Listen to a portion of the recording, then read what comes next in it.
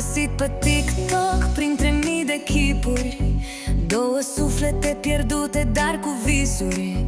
Am vorbit ore în șir fără să simțim timpul și am știut că tu ești omul ce aduce liniște. Și chiar dacă drumul dintre noi e lung, iubirea noastră trece peste orice gând. Orice greutate ne vedem rar, dar e destul să știu că tu ești al meu, iar eu sunt doar al tău.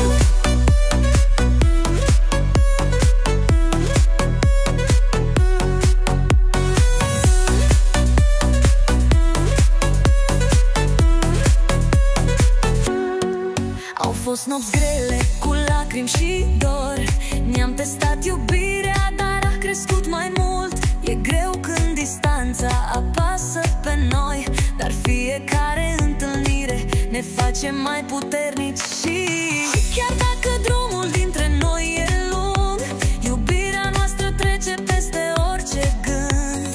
Orice greutate ne vedem rar, dar e destul să știu că tu ești al meu, iar eu sunt doar al tău.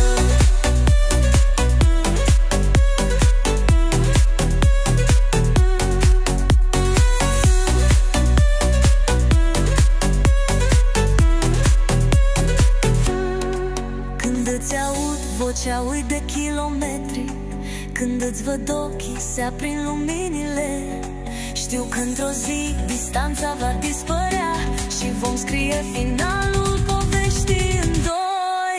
Și chiar dacă drumul dintre noi e lung, iubirea noastră trece peste orice gând. Orice greutate ne vedem rar, dar e destul să știu că tu ești al meu, iar eu sunt doar al tău.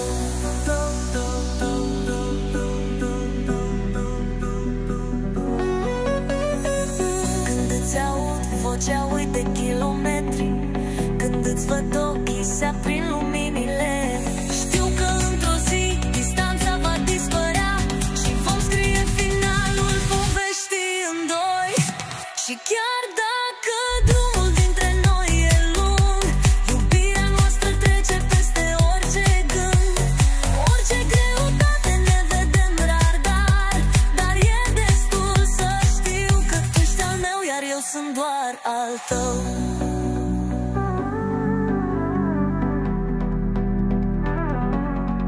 Când îți aud vocea, uit de kilometri, când îți văd ochii, se aprind luminile.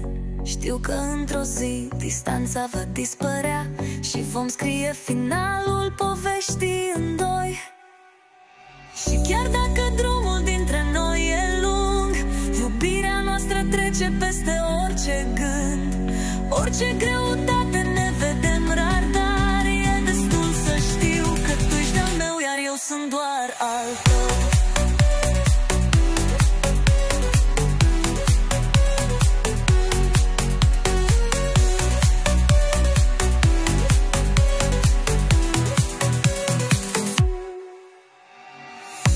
Când îți aud vocea, uit de kilometri, când îți văd ochii, se aprind